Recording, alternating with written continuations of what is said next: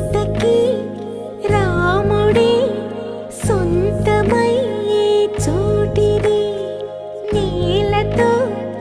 ఆకాశం వీయముందే వేళిది మూడు ముళ్ళు వేస్తే మూడు లోకాలకి ముచ్చటొచ్చినమ్మా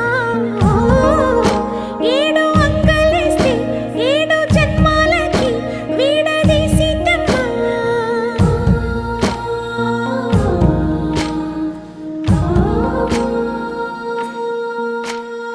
సీతమ్మ వాకిట్లో సిరిమల్లె